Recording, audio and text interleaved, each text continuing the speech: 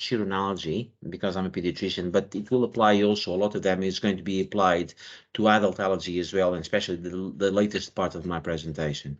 So without further ado, so a bit of background about me. So I was the previous lead for pediatric allergy services at Sherwood Forest and UHCW.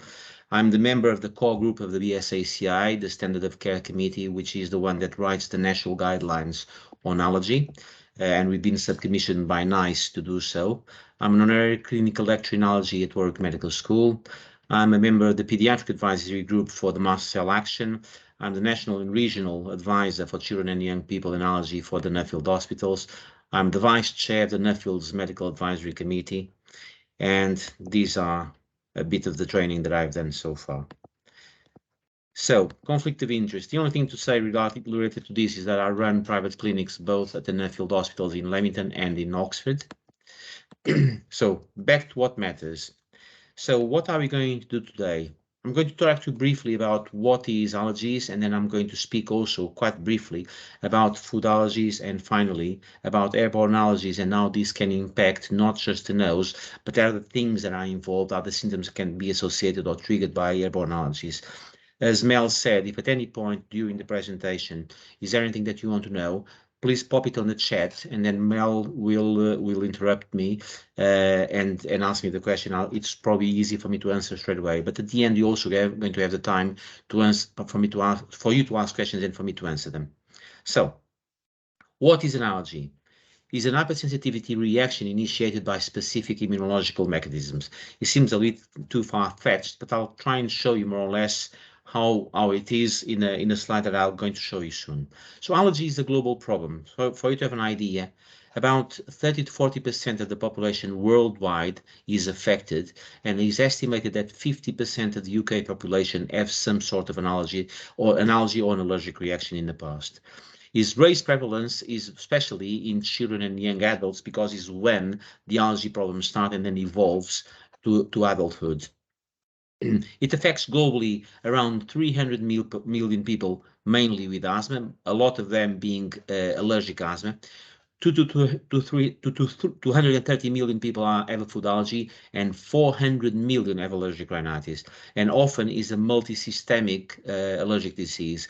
And this is a document that was published in 2012 for the global unmet need of severe and complex allergies. I would guess that some of these data is probably outdated, and is going to be even bigger numbers because there has been a rise in the incidence of allergies, and since the lockdowns that finished last year, the incidence of allergies have increased even further.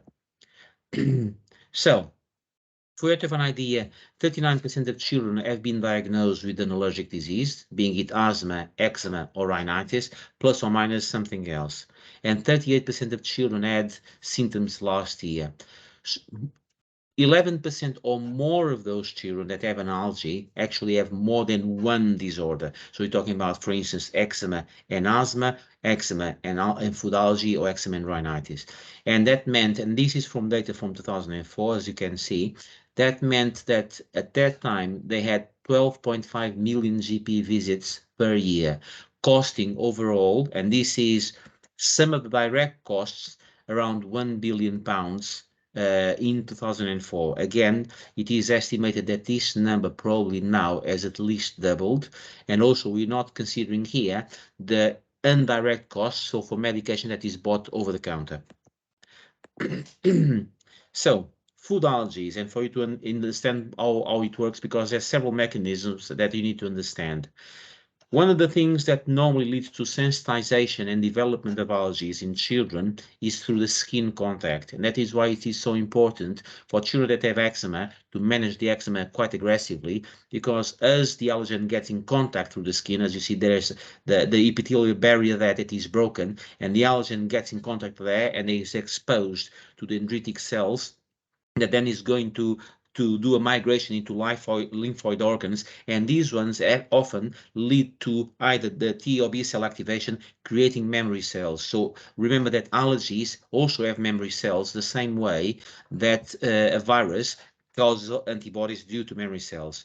And then, of course, it's going to affect all sorts of organs, but remember that when food is exposed through the GI tract, it leads more frequently to tolerance and not allergy than when it is exposed either by the inhaled route or by the skin route. So this is the food hypersensitivity, and what is important to know is that an allergic reaction is reproducible. So if someone is exposed to an allergen and there's a reaction, the next time that person is going to be exposed to the same allergen, the same reaction, more or less, is going to happen. One thing to note, often people say that if you have the first time you have an allergic reaction, the second time the allergic reaction is going to be worse. That's not the fact. The second reaction can be the same, can be better, can be worse, because it's multifactorial that leads to the signs that you're going to have. So the type of food reactions that we see, or the allergic reaction that you see, is the immune mediated, which tend to be IgE mediated, mixed IgE and non-IgE, and non-IgE mediated. I'll talk briefly about them. And then you have the food intolerance, which is non-immune mediated and normally is associated with things like lack of enzymes and therefore sugars. So basic difference between IgE and non-IgE food allergies, and it's one of the things that very often help us to make a diagnosis well before we see a child when the referral letter comes to us. So the IgE mediated, it's a rapid onset, typical allergic symptoms including anaphylaxis, the typical foods, because as it is a rapid onset, also you can identify the typical, I'll talk briefly about the typical foods. Sorry, someone has canceled my presentation.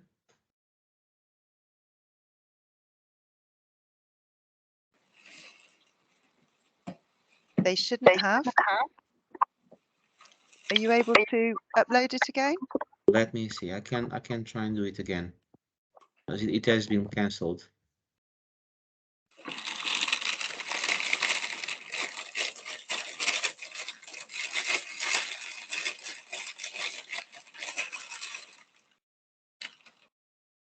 Okay. That's it. It's back on the screen. Yeah, I'm trying to see where I was. Okay.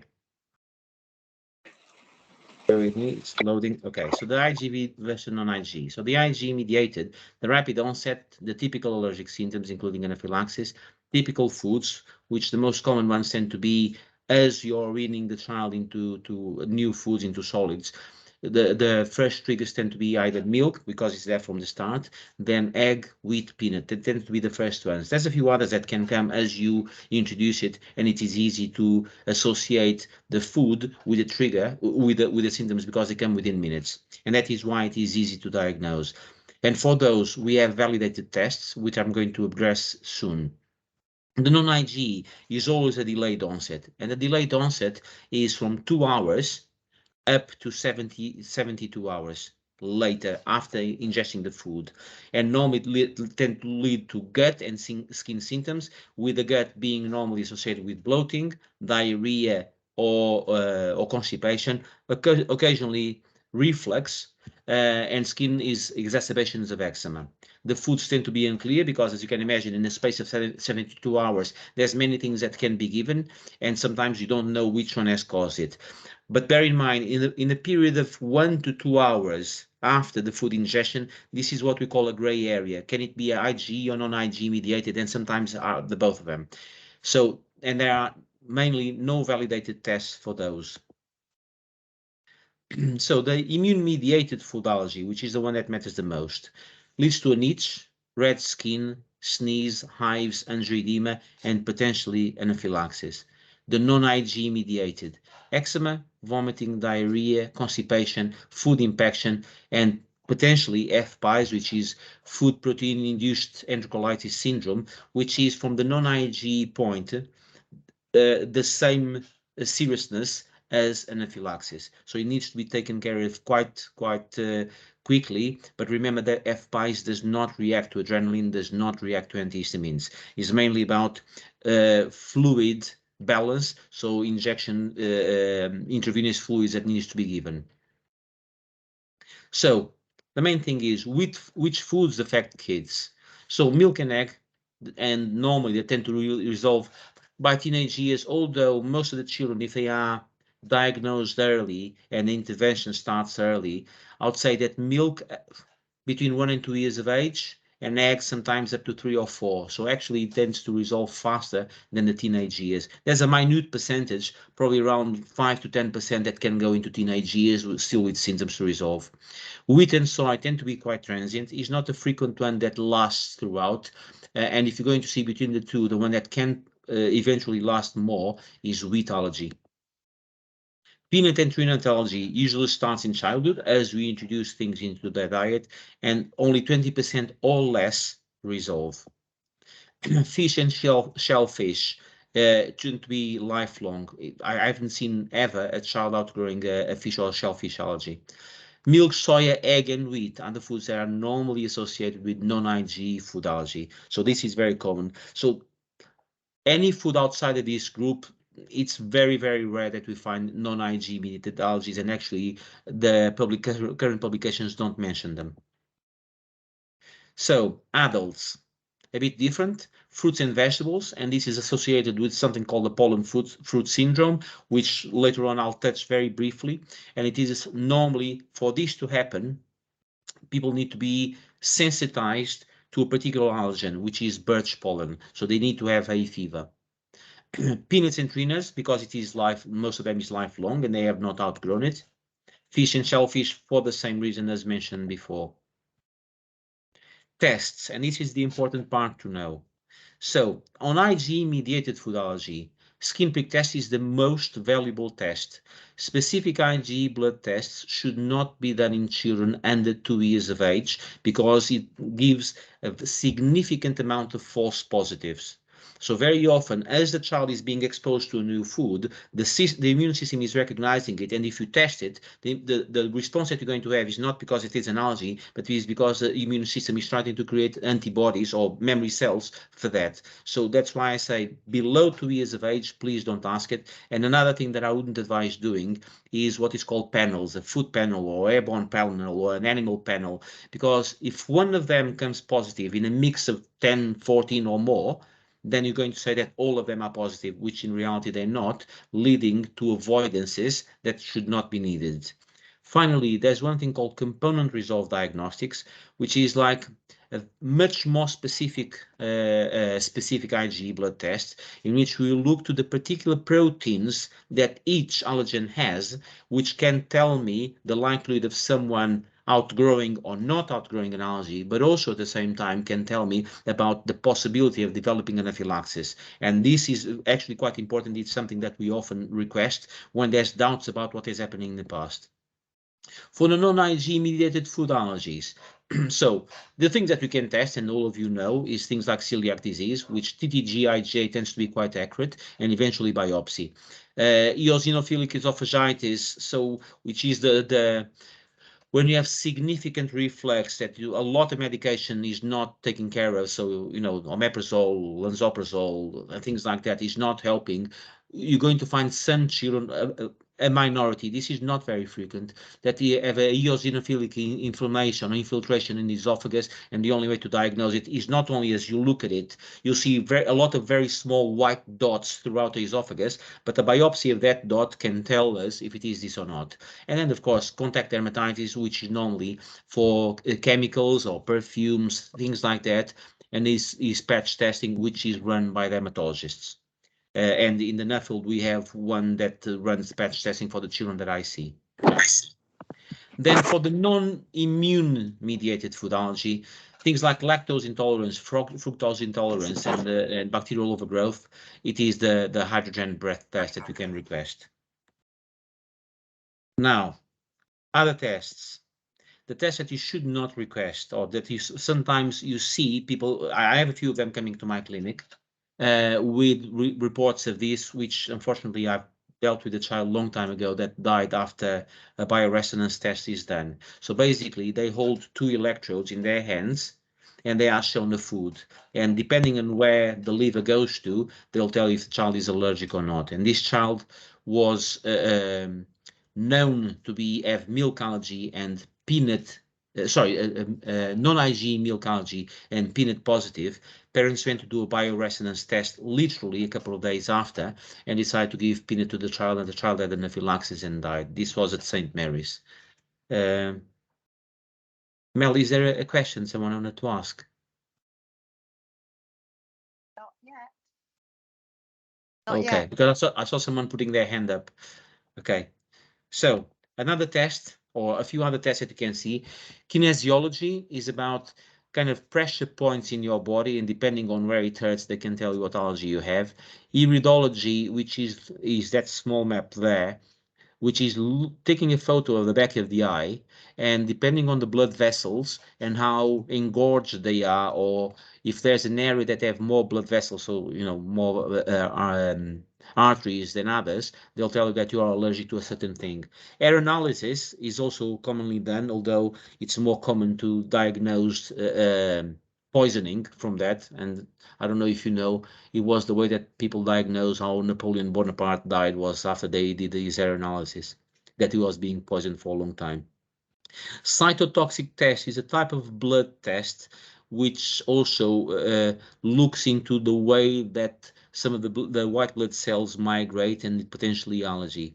And then you have the IgG, especially IgG4, also known as the York test, which it focus. So the way that it works is an IgG4 stands for food allergy more or less as HbA1c works for diabetes. So if someone comes to you and their glucose is normal, but if you do an HbA1c and it is raised, you know that that person has been not controlling the diabetes for the last weeks or so. In an IgG4, it tells me if that person has been eating that food.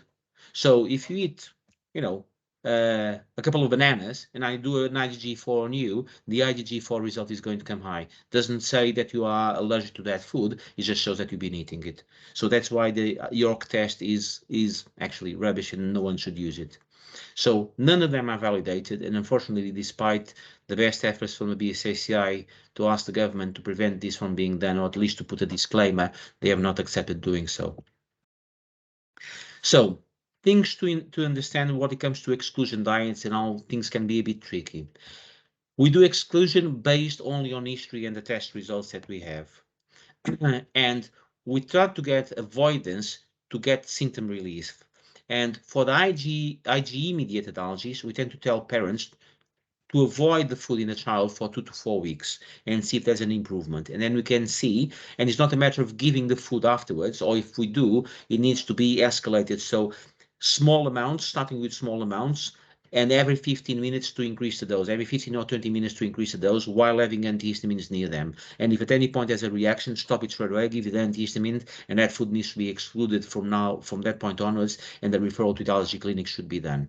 For the non-IgE, and this is because of the non-inflammatory process that is associated, we tend to tell them to go for a 6 weeks exclusion. So for instance, for the children that have potentially a non-IgE mediated cosmic protein allergy, you tell parents to exclude the food for 6 weeks to let not just the bowel recover, but in the case of mothers that are breastfeeding, you need to think that from the moment that dairy is excluded from a mother that is breastfeeding, it takes 8 days for the protein to disappear from the breast milk. And this is test that was done on whey protein. So and the test was done by giving 128 milliliters of milk to a mother, a breastfeeding mother, and 8 days later it was still there. On the 9th day there was no more protein that we could, at least that we could test. So if it was insignificant, so it didn't come as validated. So if there's no or limited effect on the food restriction, first thing that you need to look is check compliance, because very often it's the same when you tell people to avoid dairy, a lot of them will think about only milk, but you need to tell them that dairy is milk, yogurt, cheese and butter. And look at the ingredients of food that they are eating, because sometimes you're going to find that some of them, instead of saying milk or dairy, they'll say casein or they'll say whey protein, and this leads to confusion as well. Also, you need to consider if there were other foods involved, and in that case, do we need to extend the exclusion diet that they're going to have? If still no effect despite those two, introduce food again, because what might have been, and very often happens, especially in babies, is coincidental reactions.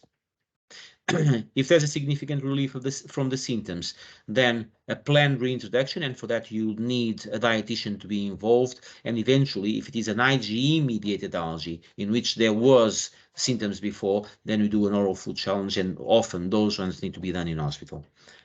Things to consider is that restriction leads to significant nutritional problems, and that leads to faltering growth. It's very, very common to see significant faltering growth in children that go to extensive exclusion diet.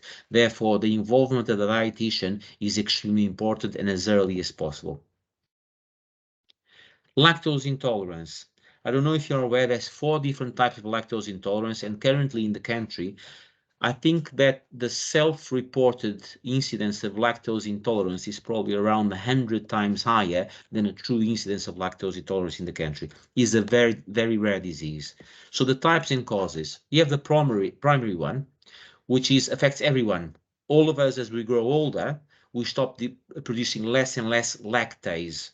Therefore, as we grow older, the lactose is not going to be as well digested. So this affects everyone, but is more common in certain types of population in which dairy in their diet was not frequent. And actually, you're going to find not a primary, but a genetical one associated more to Asian populations, because they are more commonly drinking things like soy milk instead of cow's milk. Again, Mediterranean people are more affected by lactose intolerance, and also the Finns. The Finns are they have most of the reports written or research written about lactose intolerance is written by them, by the Finns. The secondary, this happens, or we call it the transient one.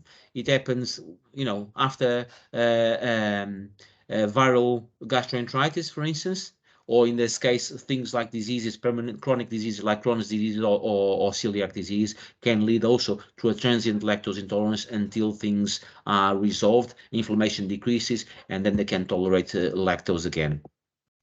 Then you have the developmental, which is more common in premature babies, and it lasts only a short time. Sometimes it lasts until they get to their due date, and then they tend to outgrow their lactose intolerance. And then you have the congenital one, which is the rare one that a lot of people think that they have, and that is why there's so many products in the market related to either taking lactase as a supplement or having lactose-free food in general. So one thing to remember, and it is always very important to remember regarding peanut. First of all, peanut is not a nut. Peanut is a legume. So if someone has reacted to peanut, please don't tell them to exclude tree nuts. Tell them to introduce tree nuts, because they are completely separate things. So introduce tree nuts freely if they are allergic to peanut. One thing that you cannot do is ask them to introduce eggs. So if someone had a reaction to peanut, tell them to, and if they have not eaten eggs yet, tell them to avoid eggs, and the other way around. And the reason for this is we know that someone that has a peanut allergy has a higher rate or a higher probability of having an egg allergy, and the reverse also happens. So if that person has not eaten that food, tell them not to introduce it. If they have eaten it securely without any symptoms, by all means, they can keep on eating it. Now, let's move to airborne allergies. In the airborne allergies, I'm going to talk about 2 particular things. Before I go ahead, if anyone has any questions regarding what we discussed so far, food allergies, if you want to ask him now, please go ahead. Otherwise, we can ask it at the end. Don't be shy. Okay, so in that case, let's go for airborne allergies. So airborne allergies.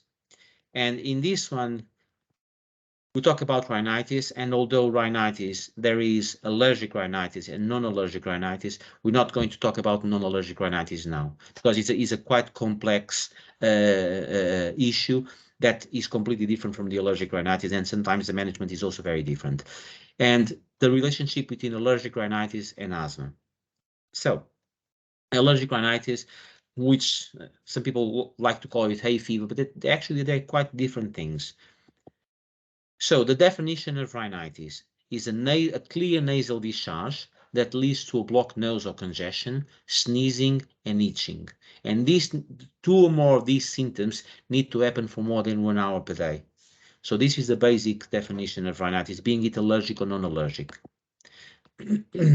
Why is it so important to deal with rhinitis, and especially allergic rhinitis? Because it has a significant impact on the quality of life. And I see a lot of children in which, especially the ones that are studying for their GCSEs, they cannot focus. They don't sleep. They cannot go to classes. They are sneezing all the time. Eyes are streaming, and therefore leads to a very low grades when they do their exams or whatever test that they need to do. Along with asthma and atopic eczema, affects over 20% of the population. It is the most common and most underdiagnosed and mistreated of all of them. And I see a lot of children. Mel, do you want to? There's a question there. Hang on, let me put my glasses back on. Okay. Is there any link between asthma, rhinitis, and allergies to cat or dog? How can these families know that they can keep pets? Okay. Thank you for the question. Give me a couple of slides and I'll answer the question later, because I have something about it later on that deals exactly with that. But the answer straight away is yes. Thank you. Okay, so as I was saying, it is the most mistreated of these. So to deal with allergic rhinitis, and I'm going to deal with the treatment soon, very often you see a lot of children being prescribed antihistamines, and antihistamines are not the first line of treatment for allergic rhinitis. Also, it increases the risk of developing asthma, and this is coming to the one-airway hypothesis, so comes in connection to that question that was just asked. So this is research that was done by a ENT consultant that works at the Royal National Ear, Nose and Throat Hospital in London, near King's Cross, Glenys Scadding. And Glenys, along with some respiratory consultants, they did biopsies, sequential biopsy, starting in the nose and all the way to the lungs. And what they saw is throughout the year, if the allergic rhinitis was mistreated, the eosinophilic infiltration that started on the nose progressed all the way down to the lungs. And then from that point onwards, they were saying that there was a relationship between one and the other, and a lot of people were saying no. So Glenys and colleagues, and this was probably around 30 years ago or so, they've proven that there's a relationship by uncontrolled allergic rhinitis and the development of allergic asthma. And in reality, at least 50% of the people in this country that have an asthma actually is an allergic asthma. It's not just an asthma because of the phenotype of asthma. Also, we cannot forget, as you mentioned before, the overall cost, being it the direct cost, but the indirect cost by medication, but the indirect cost then either in school or in industry or whatever jobs people have. So the way that this works, and this is a brief explanation of how things work. So on top you have so in here you have a quite healthy mucosa, but with the allergen exposure and then by migration and the sensitization with the IgE and the IgE leading to mast cell degranulation and all that, then you're going to have significant mucus production with associated inflammation. And this leads to the blocked nose and the secretions that come out, which also can be quite problematic. Now, a very important thing to know is very often people think about allergic rhinitis as the nose. So this part here, what we call the vestibule, but it's not. You need to remember that the sinuses drain into the nose, but also the middle and in the ear also drain into the nose. So what does this mean? Very often people can complain of significant ear pain, can complain of quite significant headaches, especially when these frontal headaches, because of the blocked sinuses. Of the blocked nose that leads to the blocked sinuses, as there's no proper drainage. Also, it can affect the sense of smell, and a lot of people with a significant allergic rhinitis will have the sense of smell also affected. Finally, remember that there's a connection due to the lacrimal duct between the nose and the eyes. So by treating the nose, you can also treat the eyes. The main signs and symptoms. So as I mentioned, it does not just affect the nose. Eyes, ear, lips, mouth, throat also can be affected. This is a very common. So also remember that one thing that I'm going to briefly mention later on, allergic rhinitis during spring and summer can lead to exacerbations of eczema. So if you see a child that has eczema, and when it comes to the pollen season, the eczema gets worse, it is very likely because of this. The diagnosis. So, of course, we need to take an allergy history, and especially see if there's any related asthma and eczema with it, if there's any food allergy, medication allergy, and a family history. If there's a significant family history of atopy, it is very common that the child, or children, will develop atopy as well, mainly allergic rhinitis. Examination. Something that very often I make the diagnosis of allergic asthma, allergic rhinitis by looking at people's noses. The nasal crease is a crease that develops just there above the nose, because especially children, as the nose is very itchy, they tend to rub the nose upwards, and this develops a crease there. Sometimes you can see the transverse one, because instead of rubbing the nose upwards, they can rub the nose laterally, leads to this, and this is pathognomonic of allergic rhinitis. Then examination of the nasal mucosa. If it is pink or blue and pale, this is more associated with allergic rhinitis. If it is red, very often is inflammatory and not allergic in nature. The discharge is also very important, because if it is a clear discharge, we're talking an allergic rhinitis. If it is green, yellow, if you think that there's a sign of infection, then you think that there's something else associated, so it's not allergic rhinitis. Septal deviation also, because sometimes as the rubbing and all that can lead to minor septal deviation, and examination of the eyes, ears, throat, chest and skin to see if there's any pathologies associated. Investigations. The investigations for allergic rhinitis is basically the same as for food allergy, skin prick tests. Those are the main tests in which you do a positive and a negative control. It is very allergen specific, so we can separate all of the airborne allergens in groups. Takes 15 minutes for me to have a result, and normally what we measure is the wheal, so the white bump that comes high, so what people call the nettle rash or the hives. So that is what is measured. The flare, which is the redness around it, does not have any implication on the reading, and will not give me any further information about the severity. Blood tests, again, as I mentioned before, specific IgE, but not panels, because they can tend to be quite confusing. Now, allergic to what? What are the main airborne allergens that we're going to find? Pollens, of course, and I was going to show you a brief pollen map for you to see when things happen. House dust mites, extremely frequent, and that has to do with a lot of measures that happen, especially because of increased humidity in the air, but also had to do with bad linen and non-hypoallergenic bad linen, the existence of feathers, especially in pillows or duvets. Pets, again, very, very common. Molds, less common, except in old buildings in which you see literally mold coming out of the corners of the house. So the mold that you're going to see, the minimal one on the window sills or the bathroom, all that, they don't tend to cause allergic reactions. Cockroaches, although not frequent here, is very, very frequent in North America. And then finally, rodents, for people that live in the countryside, farms. I have a few patients of mine that live in farms and they are allergic to rodents. Normally, when it comes to cities, it's very, very rare for you to find an allergy to rodents.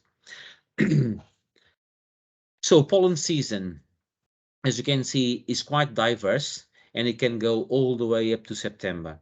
And this can be even worse, prolonging sometimes to end of September or October, depending on the wet season. So if the rains start early, the pollens are washed away.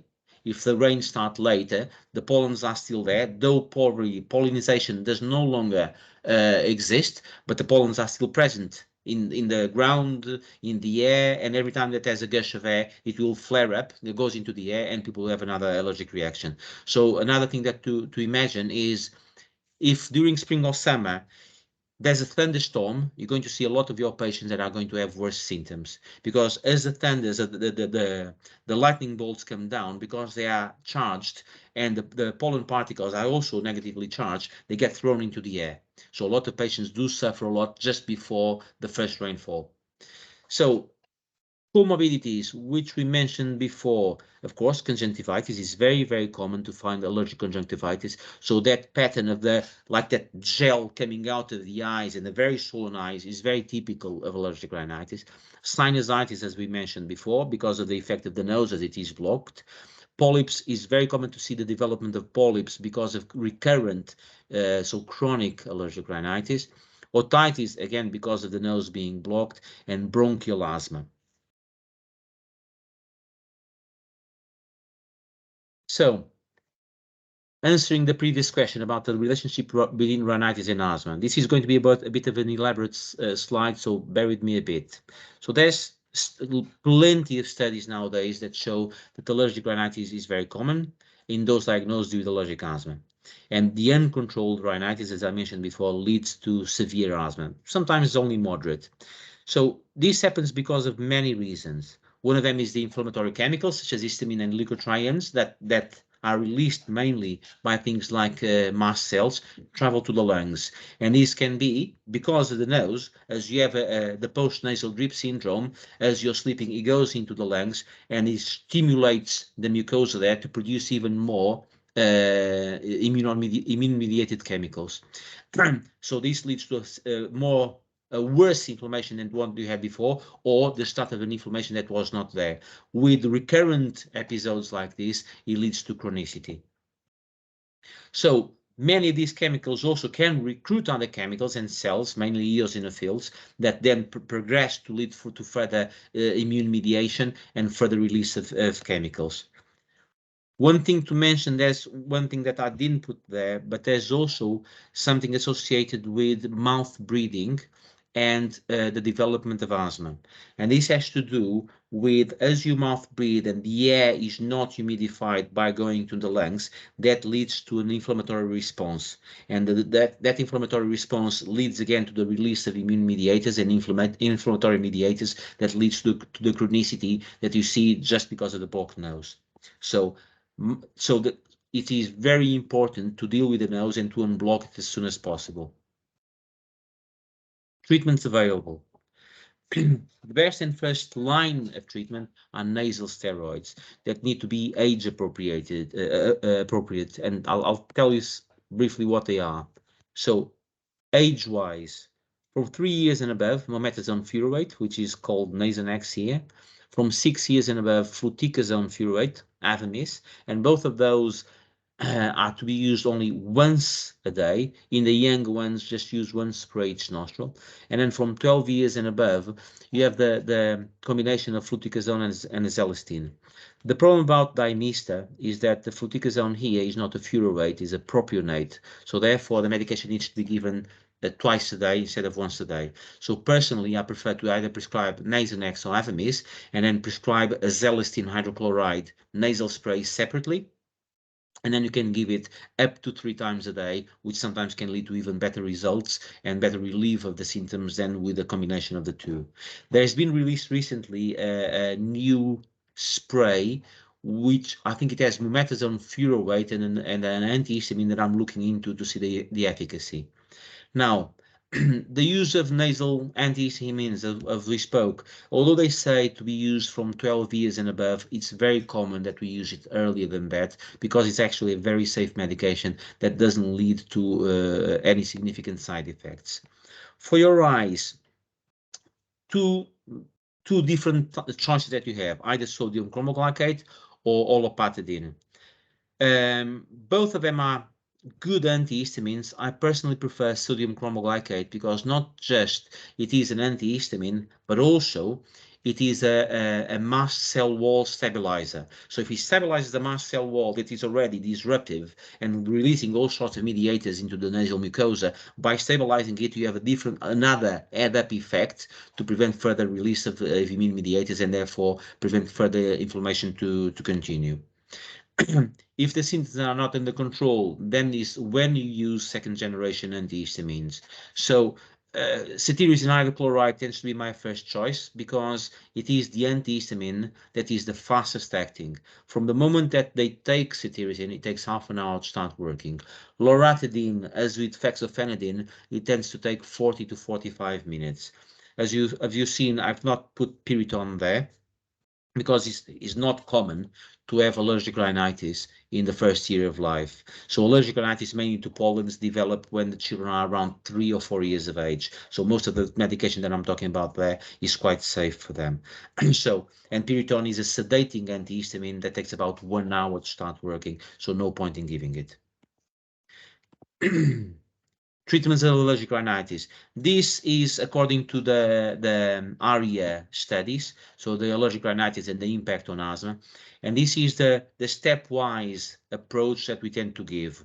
Now, if you see, immunotherapy there is mentioned from mild, persistent and above, although it is very common that we tend to use immunotherapy far earlier than this, because we know that when it gets to the moderate, severe, intermittent, we know where it's going to go, and might as well tackle it straight away, because the evidence shows that immunotherapy, so both sublingual and subcutaneous immunotherapy, can lead to a prevention of around 70% of development of allergic asthma, and this including the start of using intranasal steroids as soon as possible. It can prevent 70% or over of development of allergic asthma, and this is a figure that you need to put in your heads, of the importance of dealing with this as soon as you can.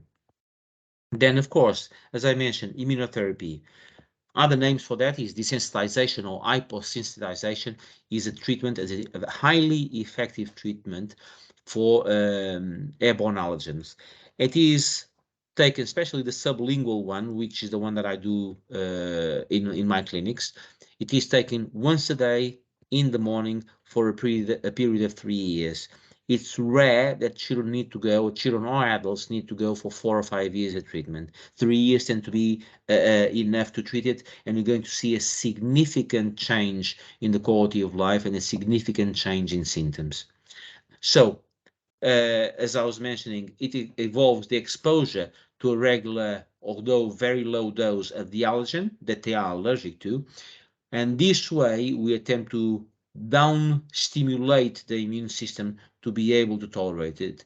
It's very uncommon that some people or a patient does not react positively to immunotherapy. It's very, very uncommon. So far, from all the patients that I've started immunotherapy, I have none that did not react well to it. The only thing that you see is that there's going to be degrees of the reversal of symptoms, and that is something that we need to explain straight away before we start treatment, for people, for the patients or the parents, not to think that the reversal is going to be at 100%. Now, immunotherapy and another symptom that I mentioned before, which is pollen foot syndrome. So this, it's very common to see when people eat certain types of fruits or vegetables. It can cause a tingling sensation to the tongue, the mouth, the lips, and eventually to the throat. It's very uncommon, very, very uncommon to get swellings of the throat, therefore anaphylaxis. And a very good way to make a diagnosis of it, and especially for the ones that have allergic rhinitis, is simple. Imagine, for instance, an apple. If they eat a raw apple and they have this sensation, but if the cooked apple and the sensation is not there, it's because of pollen foot syndrome. Another way to do it is, instead of cooking it, if you go to an apple juice in a carton, because it has been ultra pasteurized, it has been exposed to high temperature, so therefore the protein, which is a protein in birch, will get degraded and not causing the allergic reaction. And this protein, which is BET-V5, is the one that is common along all the allergens, the allergens between all the fruits and vegetables. Now, if someone has a pollen foot syndrome to one fruit or a vegetable, does not mean that they're going to have the same to all the fruits and all the vegetables. The most commonly affected are going to be apples and peaches. And then sometimes you're going to see a few others, but it's going to be on an individual base. Immunotherapy, although long time ago it was said that did not have effect on the pollen foot syndrome, there's more recent evidence in small studies that says that there has been an improvement on pollen foot syndrome after immunotherapy has been started. Any questions?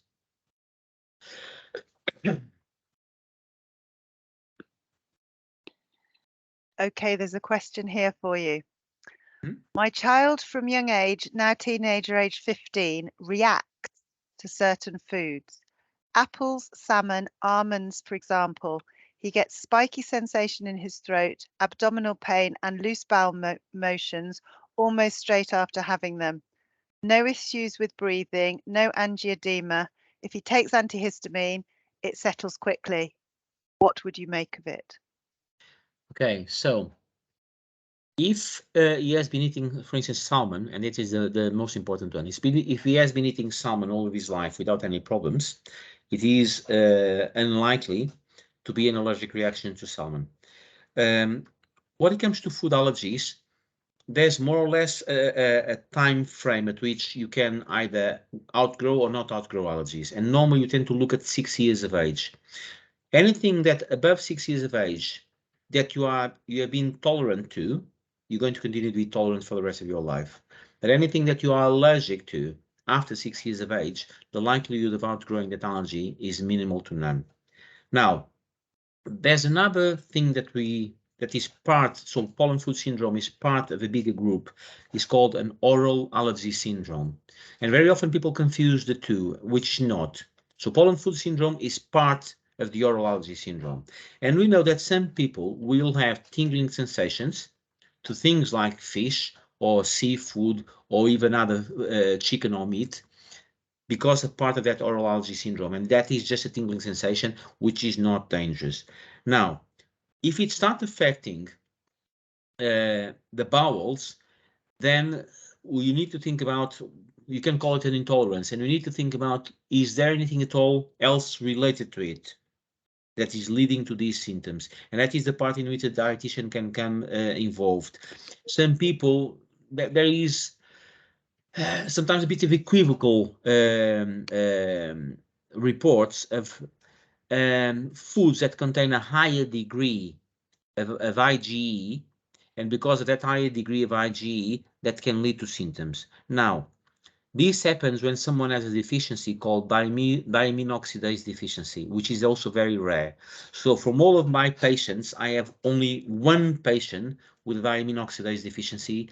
The problem is that there's no proper replacement for diamine oxidase. So it is associated, could it be associated with that? Yes.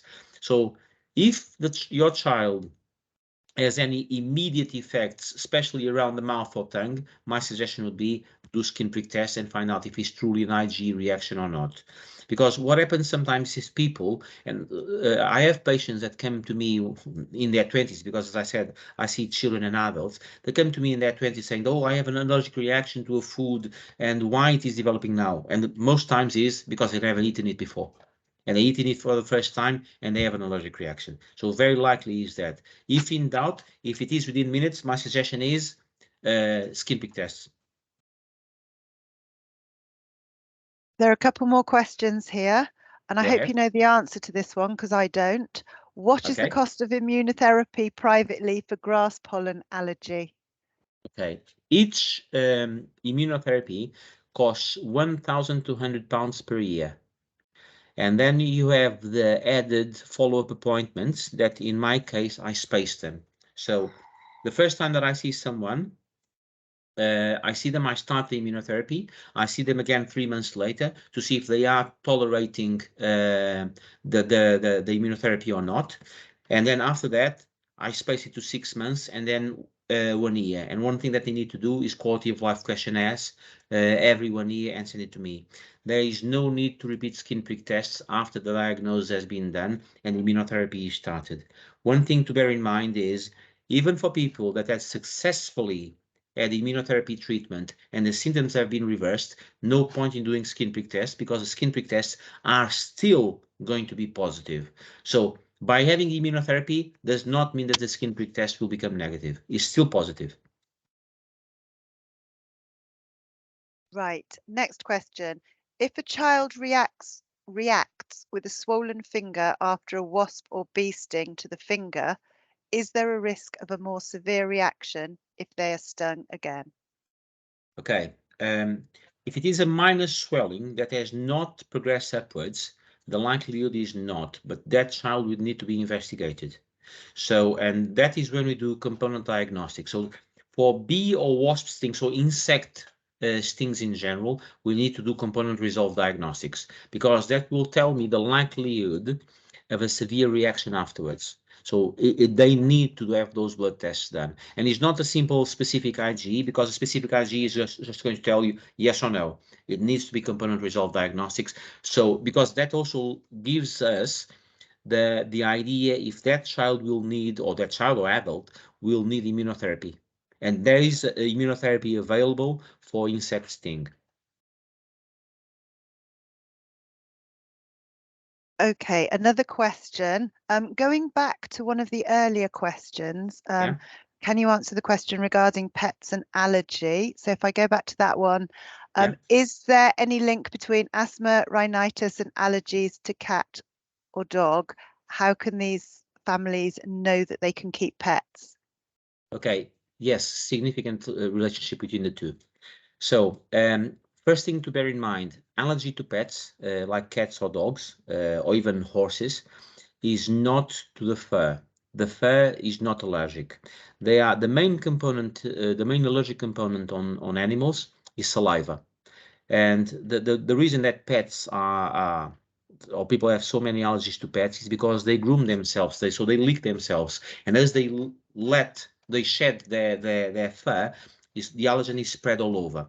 Also, the allergen in saliva, which is FeLD5, is a minute one. So actually, if we can make a motion picture of that, as someone walks, they create a cloud of the allergen around them.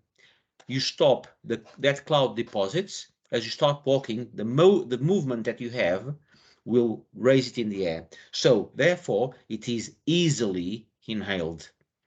Because it is easily inhaled, of course, it causes allergic rhinitis. And because of the same principle that I explained for pollens, the progression all the way into the lungs can lead to allergic asthma. And actually, cats are known to cause anaphylaxis. The animal that most often causes anaphylaxis is horses. There's not many reports of dog anaphylaxis, except if it is to male dogs. So someone can be allergic to a male dog, but not allergic to a female dog. There's a specific allergen to male dogs only.